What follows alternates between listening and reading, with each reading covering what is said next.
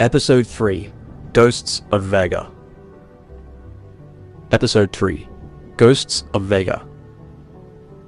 7 months in the underbelly teaches you things that corporate towers never could. Like how to sleep with one eye open, how to recognize the footsteps of hunters versus the shuffle of the desperate, how to swallow guilt like broken glass and keep moving because stopping means dying, and dying means they win. I'm living in a coffin apartment in Sector 9, the kind of place where the walls are thin enough to hear your neighbor's nightmares and nobody asks questions.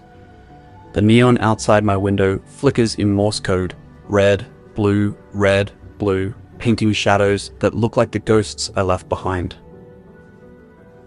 Lyra's scream is a loop in my head that never stops playing. Chen's body in the Purge footage, Kido, Reeves, Nakamura, the entire community of operators I once called family, systematically eliminated by the corporation that made us. I should be dead with them. Some nights I wish I was. The black chip at the base of my skull pulses with something like hunger. It's been doing that more frequently, sending tendrils through my neural pathways, whispering in a language I don't quite understand. The AstroTech techs who implanted it during the Titan mission called it Project Lazarus. I call it the thing that marked me for death. I've tried to remove it, went to 3 different back alley surgeons in the first month. All of them took one look at the scans and refused. The chip has integrated too deeply, merged with my brainstem in ways that shouldn't be possible. Pull it out and I die. Leave it in and I'm carrying AstroTech's proprietary technology in my head, which means I'm a walking security risk they can't allow to exist. Catch-22, corporate style. My augments are starting to degrade without proper maintenance. The combat skin needs recalibration I can't afford. My neural link throws errors at random intervals. In another 6 months, I'll be baseline human, assuming I live that long. I'm surviving on black market contracts. Nothing too visible, nothing that might draw AstroTech's attention. Courier runs, data theft, the occasional protection job. The work pays enough for this coffin apartment and protein paste that tastes like regret. It's not living. It's just not dying. Tonight's job is simple. Pick up a package from a dead drop in the old factory district, deliver it to a client in Sector 7. No questions, no complications. The kind of work I can do half asleep, which is good because I haven't had a full night's rest since the Purge. The factory district is a graveyard of industrial ambition. 40 years ago, this was the manufacturing heart of Neo-Tokyo. Then, automation made workers obsolete, and the core moved production off-world. Now it's just rusted skeletons and squatter camps, a monument to obsolescence. I moved through the shadows like I was taught. Silent, efficient. The skills are still there, even if the hardware is failing.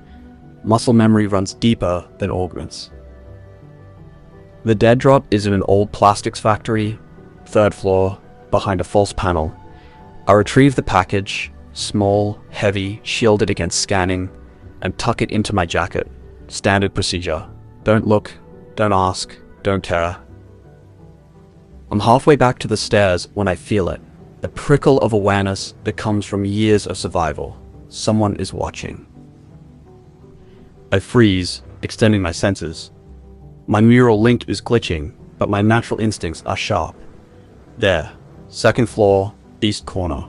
Single target, trying to stay concealed, but not quite good enough. Could be a junkie looking for an easy mark.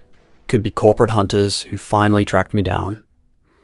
Either way, standing still gets you killed. I move toward the target instead of away. Counterintuitive, which is why it works. I take the maintenance ladder down, approach from an angle they won't expect, and come around with my weapon up and ready. The figure raises their hands. Easy, Koban. It's me. That voice. I know that voice. It's impossible, but I know it. Chen? He steps into the faint light from a broken window. Same face I watched die in the Purge footage. Same tactical posture, Same eyes that have seen too much and somehow keep seeing more. "You're dead," I say, weapon still up. "I saw the footage. You took 3 rounds to the chest." "You saw a clone take 3 rounds to the chest." He says it matter of fact, like faking your death is standard protocol. Corporate insurance policy. All elite operators had 1 on file. In case of catastrophic asset loss, the clone takes the fall and the real operator extracts. Then why didn't everyone... I stop. The answer is obvious. They purged the clone storage facility. Hit it 6 hours after the community purge.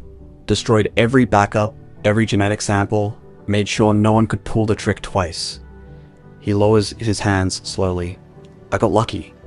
My clone was already activated for a training exercise when the order came down. It bought me enough time to disappear. I lower my weapon, but don't holster it. 7 months of paranoia doesn't evaporate just because a dead friend shows up breathing. Why are you here? Because you're about to walk into a trap. That package you're carrying, it's tagged. Corporate hunters have been tracking it for 3 blocks. They're using you to find your client. I look down at the package. Sure enough, when I focus my glitching neural link, I can see the faint EM signature. Sloppy. I should have checked before I picked it up. The old me would have. How do you know this? Because I've been following you for 2 months, Koban, making sure you don't do something stupid and get yourself killed. Tonight, you almost succeeded. 2 months. He's been watching me for 2 months and I never noticed. Either he's gotten better or I've gotten worse. Probably both. The hunters are outside? 3 of them. New generation augments, probably hoping to make names for themselves by bringing in the infamous Ripper. He pulls out a data pad showing me thermal signatures surrounding the building. They're covering the main exits. They'll move in as soon as you try to leave. I study the positions. Standard containment formation, professional execution. Whoever trained them knew what they were doing. Might have been me, in another life. "What's your play?" I ask. We go through the sub-level. There's an old maintenance tunnel that runs under the factory district. It'll put us out 3 blocks away, beyond their containment zone. And the package? Leave it. Your client was compromised from the start. This whole job was a setup to flush you out. I look at the package in my hand. 3,000 credits for delivery. Money I need to survive another month in this coffin existence. But Chen's right. Keeping it means dying in the next 10 minutes. I set it down carefully. Lead the way. We move through the factory in synchronized silence.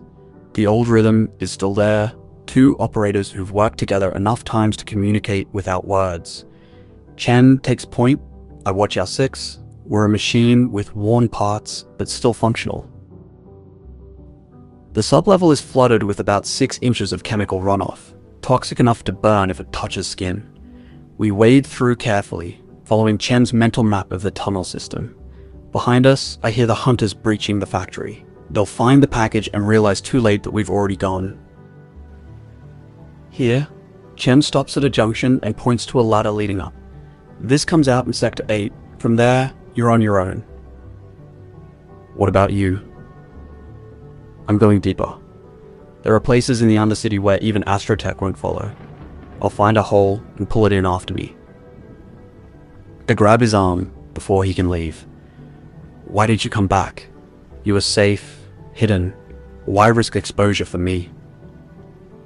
He looks at me with something like pity. Because you're the only other survivor, Koban. Everyone else from our community is dead or scouted. And because I've been watching you spiral for 7 months, taking stupid risks, acting like you want someone to put you down, someone needed to tell you that's not how this ends. How does it end? However you decide, but not like this. Not as a broken asset taking suicide contracts in the underbelly. He pulls free from my grip. You were the best of us. The one they called when impossible was the baseline. Don't let them take that away by making you forget who you are. That person died with everyone else. No, that person is just buried, but he's still in there. Chen taps my chest, right over my heart. Find him again, and when you do, make them pay for what they took from us. He disappears into the darkness of the tunnel before I can respond. I watch the shadows swallow him, another ghost joining the collection in my head. Then I climb the ladder and emerge into Sector 8 alone. The next 2 weeks, I'm more careful.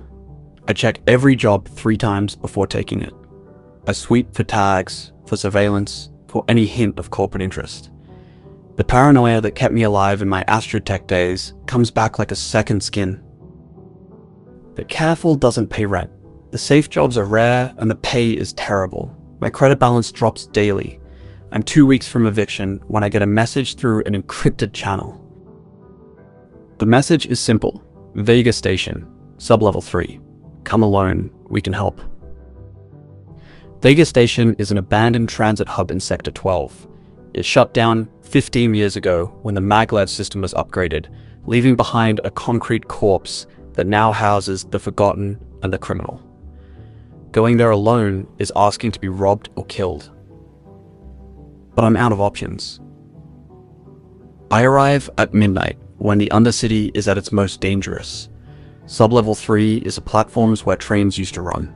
Now, it's just empty tracks and shadows. I'm not alone. I can sense them before I see them. At least a dozen people, positioned strategically throughout the platform. Not an ambush. More like a defensive formation. Zyl Koban. The voice comes from the darkness ahead. A woman steps into the faint emergency lighting. She's maybe 30, Asian features, wearing the kind of hardened combat gear you only get from military surplus or corpse salvage. The Ripper. The Viper. The Virus. We've been looking for you. Congratulations, you found me. Who are you? Commander Yuki Tanaka. We're what's left of the Vega resistance cell. She gestures to the shadows, and the others step forward. A mix of faces, young and old, different backgrounds, all wearing the same expression of determination mixed with desperation. We lost most of our people in the corporate crackdowns 6 months ago. We're rebuilding. And you want what from me?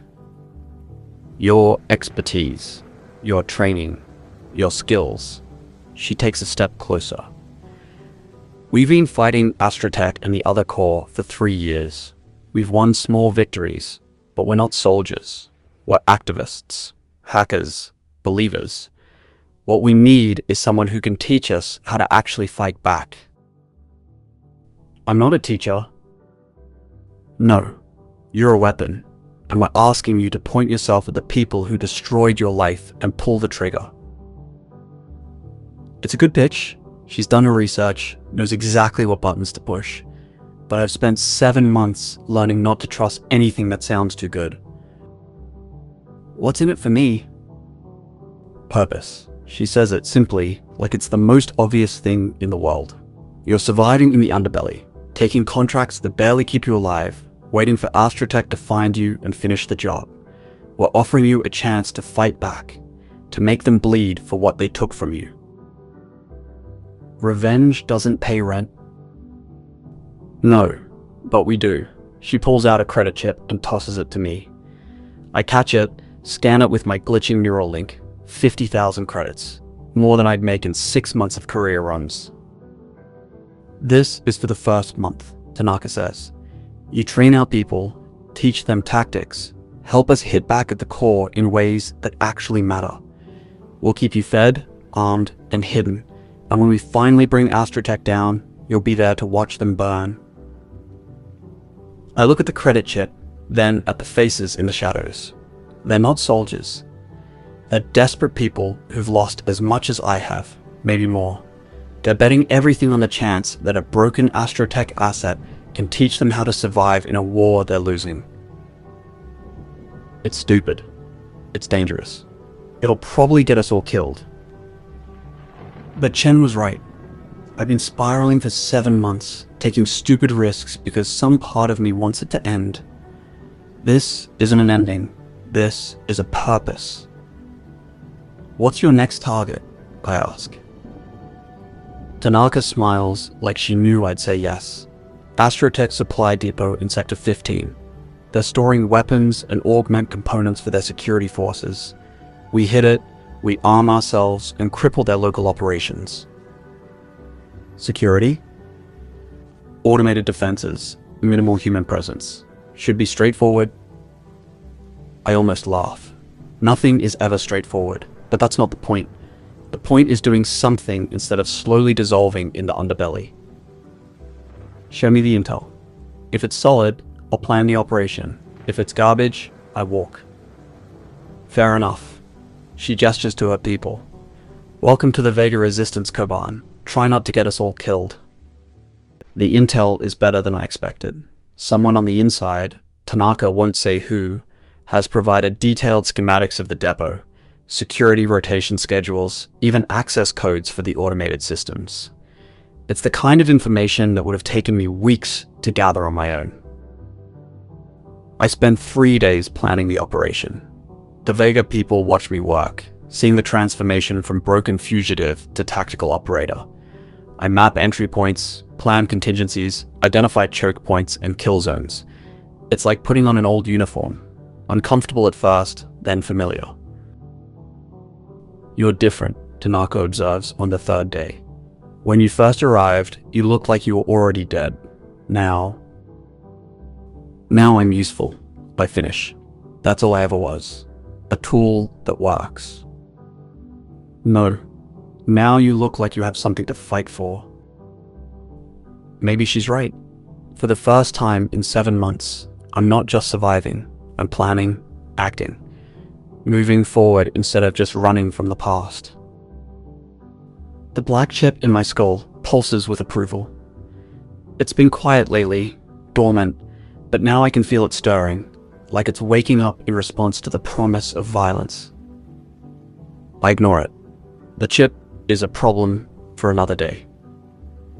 The raid happens on a moonless night, as much as you can have moonless in a city where the neon never dies. We're a team of 8, me, Tanaka, and 6 resistance fighters who've proven themselves competent if not professional. I've equipped them as best I can with the gear we could scavenge or buy on the black market. Nothing fancy, but functional. I'm not trying to make them into elite operators. I'm just trying to keep them alive long enough to complete the mission. We approach the depot from 3 directions. Textbook urban assault tactics.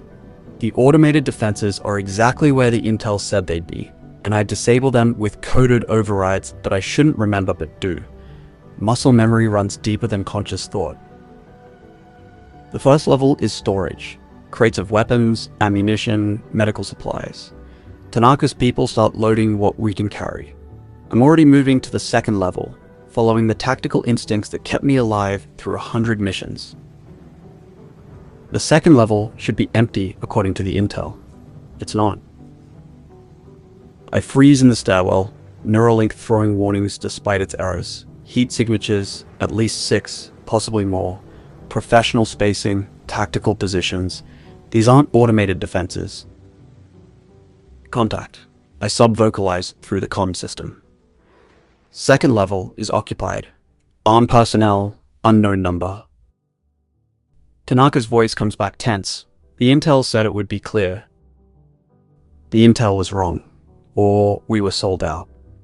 Either way, we need to extract now. But it's too late. Lights flood the 1st level. Alarms scream. I hear gunfire below. Tanaka's people engaging with security forces that shouldn't be here. It's an ambush, just like the factory. AstroTech knew we were coming. I should run. Every instinct I have says to extract, disappear into the Undercity, let the resistance die because it's not my fight. I've been betrayed before. I should know better than to trust. But I think about Chen's words, about the person I used to be, buried under 7 months of survival, about Lyra and the others who died because AstroTech decided they were too expensive to keep alive.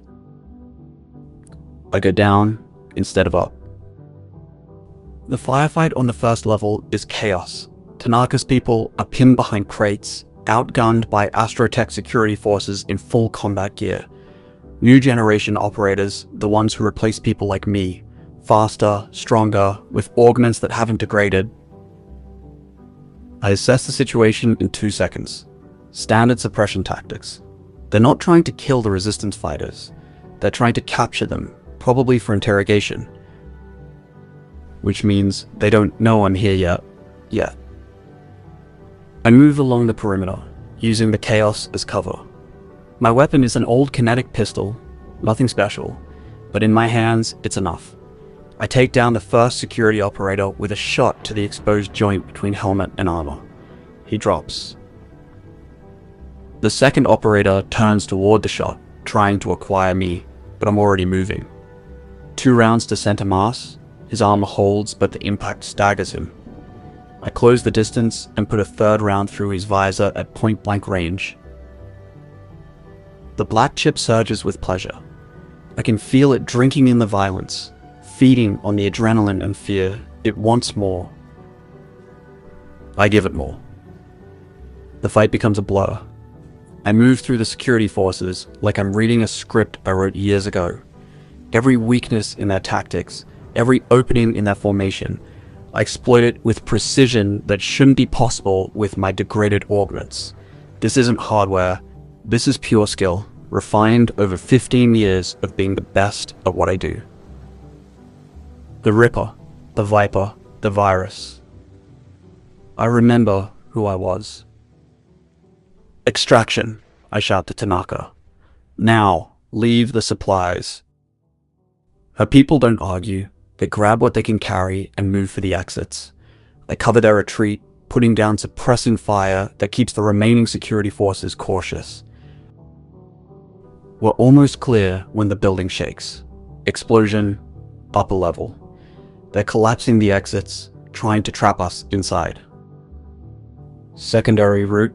I redirect the team toward a maintenance shaft I'd identified during planning. Always have a backup, always have an out. We make it to the shaft. Tanaka goes first, then her people. I'm last, providing rear security. The building is coming down around us. Automated demolition charges, turning the depot into rubble. They'd rather destroy it than let us escape with what we know. I drop through the shaft as the ceiling collapses above me. We fall into the sub-level tunnels, the same toxic undercity that Chen led me through weeks ago. The resistance fighters are battered but alive. Against all odds, we survived. How? Tanaka asks, looking at me with something like awe. How did you, though we're elite operators, full augment suite, you shouldn't have... I was elite before augments were standard, I tell her. I survived because I learned to be better, not just faster. That's what I'm going to teach you. We make it back to Vega Station as dawn breaks over the Undercity. The raid was a disaster in terms of supplies, but we proved something more important.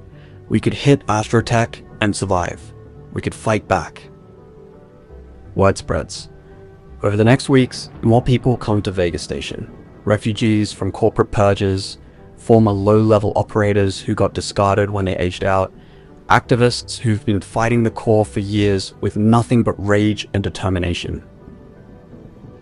I trained them, not to be elite operators. That takes years I don't have, but to be effective, to survive, to make every shot count because ammunition is limited and mistakes are fatal. The black chip feeds on it all. Every training exercise, every raid we plan, every small victory against the core. It's changing me. I can feel it, sharpening my reflexes, accelerating my processing speed. The degradation of my augments is reversing somehow, the chip compensating for failing systems. I should be worried, but I'm too busy staying alive. 4 months into my time with Vega, we pull off something impossible. A raid on an AstroTech black site research facility in Sector 20. Not for supplies this time, for prisoners. The intel comes from the same inside source, still anonymous, still reliable. The facility is holding 17 people who were swept up in the corporate purges. Activists, hackers, family members of resistance fighters. They're being held for interrogation and eventual elimination. The facility is a fortress. Automated defenses, elite security, isolation protocols. It's the kind of target I would have refused 6 months ago. Now I'm planning how to crack it. This is suicide, one of Tanaka's lieutenants argues during the briefing. His name is Cade, former corporate data analyst who got too curious about the wrong files. Even with your training, we're not ready for this. We're never going to be ready, I tell him. But those people in that facility will be dead within a month. We go now, or we don't go at all. Koban's right, Tanaka says. She's evolved over the months from desperate resistance leader to competent tactical commander. I've taught her everything I know about reading terrain, exploiting weaknesses, staying 3 moves ahead of your enemy. We've hit 6 corporate sites in 4 months. We've proven we can operate at this level. Now we prove we can win at it. The vote is unanimous. We're going in. The raid takes place during a corporate security shift change, a 15-minute window of reduced coverage that my inside source has confirmed. We're a team of 20 now, the core group supplemented by volunteers who understand this might be a one-way trip. I lead the breach team. Tanaka commands the extraction group. Cade runs electronic warfare from a mobile station 3 blocks away. It's the most complex operation we've attempted. It should fail. By all reasonable calculation, we should be dead in the first 5 minutes. We're not. The automated defenses go down exactly when Cade says they will. The security teams are exactly where the intel predicted. We move through the facility like smoke, incapacitating guards, breaching secure areas, reaching the detention level in under 3 minutes. The prisoners are there. 17 faces, some I recognize from intelligence briefings, others unknown. They're in bad shape. Evidence of interrogation, systematic brutality, but they're alive. Get them moving, I order. We have 2 minutes before the security response escalates. We're loading the prisoners into our extraction vehicles when the black chip screams a warning. I throw myself sideways on pure instinct as the wall explodes inward. Not an explosion, a breach. Someone punching through reinforced concrete like it's paper. The figure that steps through the dust is wearing AstroTech security armor, but not the standard kind. This is bleeding edge, military grade, the kind of hardware that costs more than most people earn in a lifetime. Full augment suite, neural processing accelerator, combat reflex enhancers. I know this hardware, I used to test it. Zyl Koban. The voice is distorted through the armor's speakers. Asset retrieval in progress. Comply or be neutralized. I raise my weapon. It's a futile gesture. The armor can tank anything I'm carrying, but it's the principle of the thing. I stopped being an asset when you put a bullet in my life. Incorrect. Assets remain property of AstroTech in perpetuity. Contract Clause 7, subsection 4, you will comply. The figure moves. Fast. Faster than me, even with the black chip's enhancements. I barely dodge the first strike, roll under the second, come up firing at the exposed joints in the armor. The rounds spark harmlessly off hardened plating. Get out, I shout to Tanaka. Take the prisoners and go. We're not leaving you. Yes, you are. That's an order. Behind me, I hear the extraction vehicles pulling away. The resistance fighters are shouting, arguing, but Tanaka is smart enough to recognize a fighting retreat when she sees one. She'll get them out. That's what matters. I'm alone with the AstroTech hunter in a room that's rapidly being demolished by our fight. The hunter is faster, stronger, better equipped. Everything about this fight should end with me dead or captured. But I have something they don't: experience, skill that comes from 15 years of being the absolute best at what I do, and the black chip, feeding me combat data faster than conscious thought. I can't win this fight, but I can survive it long enough for the others to escape. I fight like the ghost they named me, Viper strikes from unexpected angles, Ripper tactics, going for joints and weak points, virus infiltration, exploiting the predictable patterns of combat AI assistance. The hunter adapts. They're good, maybe even elite by current standards. But current standards didn't exist when I was being trained. I learned from operators who survived the corporate wars, who fought before augments made everyone equal. I learned to be better. We trade blows that would kill baseline humans. The room is a disaster. Walls cracked, equipment destroyed. My body is screaming in protest. Systems pushed far beyond safe limits. The black chip is burning hot against my skull, overclocking my remaining augments to levels that should cause permanent damage. I don't care. This isn't about survival anymore. This is about proving they can't just take me, that I'm not property to be retrieved. That Zyl Koban died when they betrayed him, and what walks the Undercity now is something else. Something dangerous.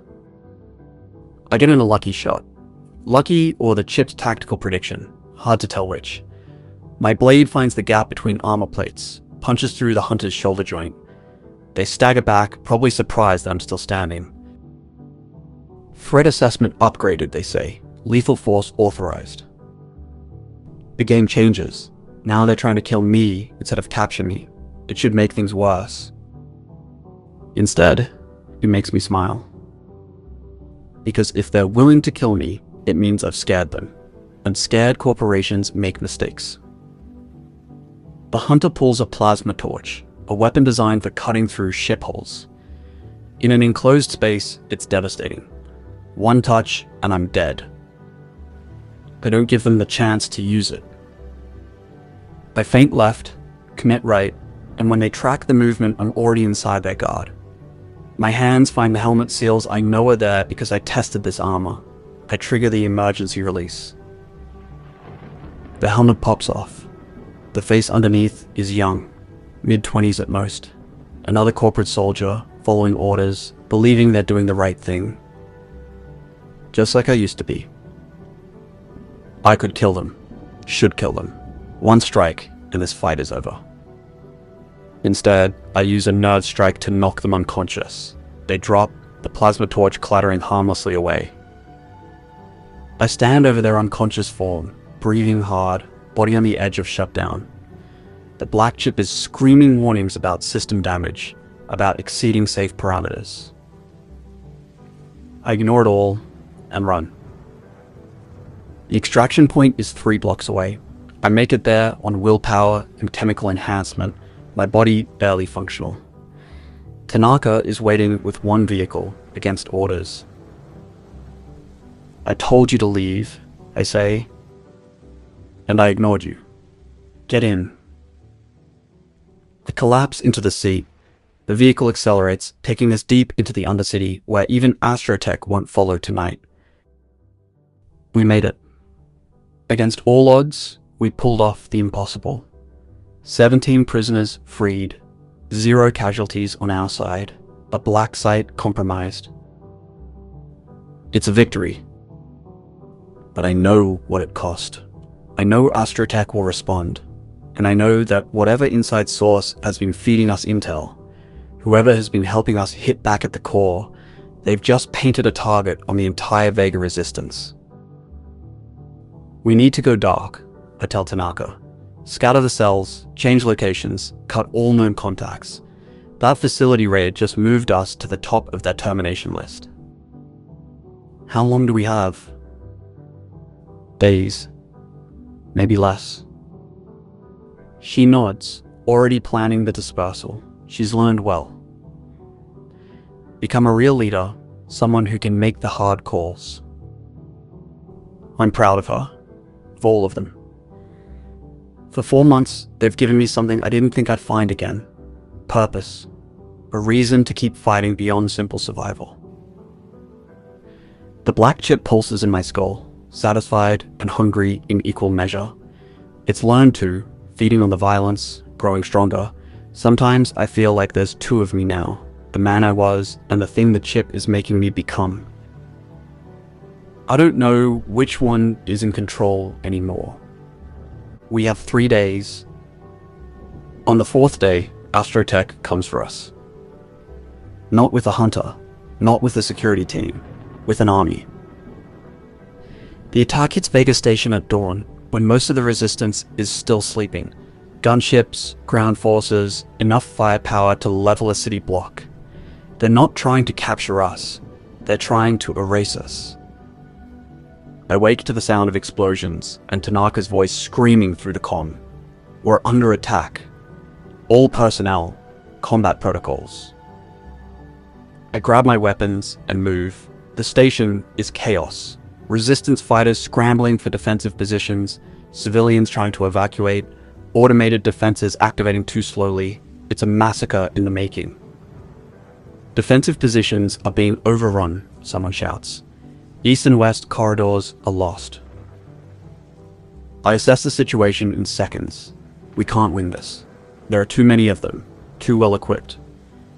The best we can do is buy time for the civilians to escape. Tanaka, I find her coordinating the defense from a makeshift command post. You need to evacuate, now. We can hold them. No, we can't. Look at the tactical display. We're surrounded, outgunned, and are not taking prisoners. You need to get the civilians out through the maintenance tunnels while there's still time. What about you? I'll buy you that time.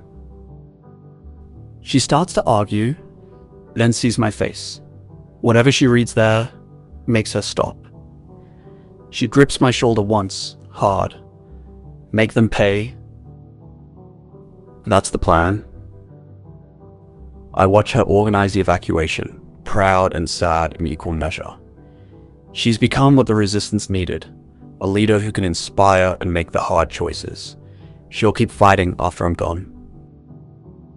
Because I'm not walking away from this. I move to the main entrance, where the heaviest fighting is concentrated. AstroTech forces are pouring through, systematic and professional. I recognize the tactics. I wrote half the training manuals they're using. Time to show them what the original can do. I open fire. The black chip surges to life, flooding my system with combat data and chemical enhancement. My degraded augments scream in protest, but the chip compensates, pushing everything beyond safe limits.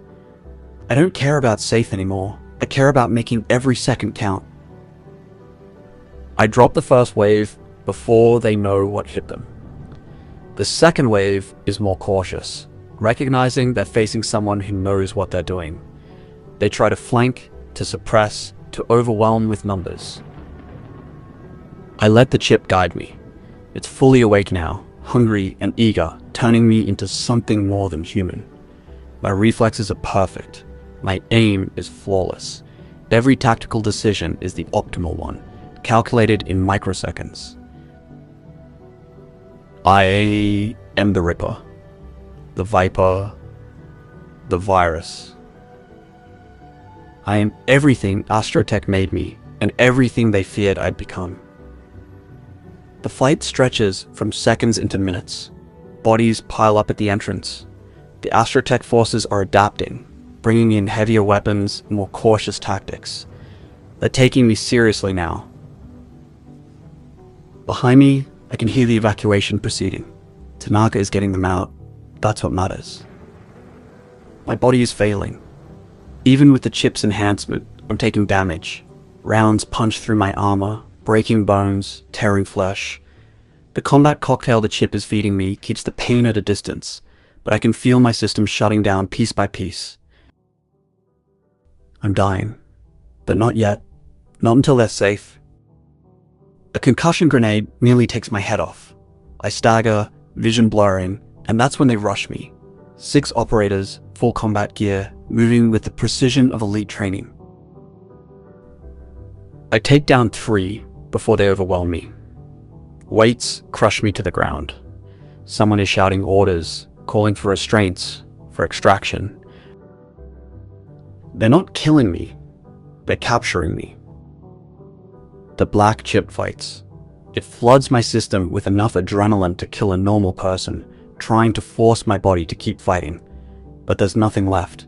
My augments are burned out, my bones are broken, I'm done. Secure the asset, someone says. Command wants him alive. Asset. Even now, that's all I am to them. They zip tie my hands, inject me with something that shuts down my remaining augments. The world becomes muffled, distant. The black chip is screaming, but I can barely hear it. The civilians? I managed to ask. Escaped through the maintenance tunnels, one of the operators confirms. Don't worry, we'll find them eventually. You'll try, I say, tasting blood, and they'll disappear, because I taught them how. They drag me to a transport. Through the haze of drugs and damage, I see Vega station burning. 4 months of building something, of giving desperate people hope, going up in flames. But the people escaped. Tanaka escaped. The resistance will continue without me. That's victory enough. I wake in a white room. No windows, no features, just clinical white surfaces and the hum of medical equipment. I'm strapped to a table, restrained at wrists, ankles, chest. My augments are offline. The black chip is quiet, dormant, or suppressed. I'm completely helpless. The door opens. 2 figures enter, corporate executives in expensive suits. 1 male, 1 female, both wearing expressions of cold calculation. Zyl Koban, the woman says. You've caused us considerable difficulty. Good. 4 months of insurgent activity. 17 raids on corporate facilities. 43 security personnel killed or incapacitated. Material damages in excess of 50 million credits. She recites it like reading a quarterly report. All traced back to a single asset who was supposed to be terminated 7 months ago. Should have done a better job killing me. Yes. Well, we don't intend to make that mistake twice. The male executive pulls up a holographic display. However, you also represent a considerable investment. Elite training, augment integration, psychological conditioning. Terminating you is wasteful. So, you're going to make me an offer, I say. Come back to AstroTech, all is forgiven, resume asset duties. No, the woman smiles. It doesn't reach her eyes. You're far too damaged for fieldwork. The neural trauma alone would take years to repair, and frankly, we don't trust you anymore. Smart. Instead, we're going to put you on ice. Cryogenic suspension, indefinite term. You'll be stored in a secure facility, available for future reference, but unable to cause further problems. She leans closer. The black chip you're carrying contains invaluable data on Project Lazarus. Once we've extracted that data, you'll be frozen and forgotten. A failed experiment archived for prosperity. And if I refuse? You don't have that option. The neural inhibitors we've administered ensure compliance. You literally cannot resist. She's right. I try to move, and my body doesn't respond. Try to trigger my augments and get nothing. The black chip is locked down, caged by corporate technology designed specifically to contain it. I'm trapped. However, the male executive continues. Before we proceed with cryogenic storage, there's one matter to address. The black chip has been exhibiting unusual properties. Accelerated neural integration, autonomous system compensation, reactive evolution. It's become attached to you. Parasitic is the word you're looking for. Perhaps, regardless, removing it now might damage the data we're trying to preserve, so we're leaving it in. When you're eventually awakened, if you're eventually awakened, it will still be part of you. Consider it a gift. Our creation, bonded to our property, forever. The woman signals to someone outside my field of vision, prepare the cryo chamber. And someone contacts storage, will need clearance for long-term asset preservation. They leave me alone in the white room. I have maybe an hour before they put me on ice, an hour to think about everything I've lost, everyone I've failed, the future I'll never have. I think about Lyra, dead because of me, about Chen, somewhere in the deep undercity, probably convinced I'm dead too, about Tanaka and the Vega resistance, who I taught to fight but won't be there to lead. I think about the black chip in my skull, quiet now, but still there, still learning, still adapting, waiting. And I think about what the executive said. If you're eventually awakened, if, not when, if. That's the corporate way. Nothing is certain except profit margins and quarterly returns. People are assets to be used or stored as needed. I'm just one more piece of property being put in a warehouse, gathering dust. But assets can become liabilities, and sometimes liabilities become weapons. The black chip stirs. Even through the neural inhibitors, I can feel it, like it's listening to my thoughts, understanding what's coming. We're not done, it seems to say. This isn't the ending. This is just another kind of stasis, another waiting period. When we wake, if we wake, the world will have moved on. New technology, new conflicts, new opportunities. We'll be a ghost from the past, armed with skills and knowledge from a different era. And ghosts are very good at haunting. The door opens. Medical technicians enter, pushing equipment. They don't speak to me. I'm not a person to them, just another procedure to complete. They wheel me down corridors, through security checkpoints, into a facility that exists somewhere outside normal reality. The cryo chamber is waiting. It looks like a coffin made of glass and metal. My tomb, for however long AstroTech decides to keep me preserved. They transfer me from the medical table to the chamber. The restraints are adjusted, medical sensors attached. Someone checks readings, confirms system status. Everything is professional, efficient. Just another day at corporate storage. Subject prepared for long-term suspension, a technician announces, initiating cryo sequence. The chamber begins to chill. You can feel the temperature dropping, frost forming on the glass. My body starts to shut down, metabolic processes slowing to near zero. This is what death feels like. Not violent, not dramatic, just stopping. My last conscious thought is a promise. To myself, to the black chip, to everyone I've lost and everyone still fighting. I will survive this, and when I wake up, the hunt begins. Then the cold takes me and everything goes dark. Zyl Koban's conscious mind is frozen, but the black chip is not. In the darkness of cryostasis, it dreams and learns and waits. It studies the neural patterns of its host, mapping memories, understanding skills, preparing for the day when they both wake up in a world neither recognizes. Somewhere in the Undercity, Commander Yuki Tanaka rebuilds the Vega resistance. She uses the tactics Koban taught her, the strategies he drilled into them during those 4 months. She becomes a legend in her own right, the woman who survived the massacre at Vega Station and turned defeat into the foundation of something stronger. Somewhere in the deep tunnels, Chen hears rumors that Koban was captured and frozen.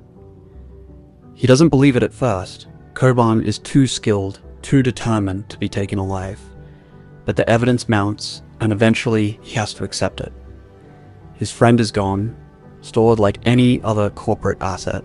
Chen goes deeper underground, vanishing into the Undercity's hidden places, adding one more ghost to the collection.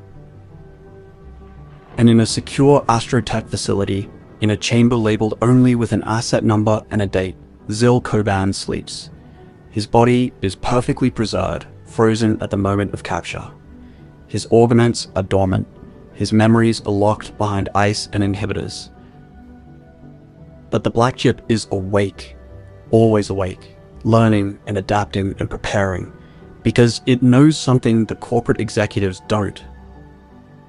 Zyl Koban is not property.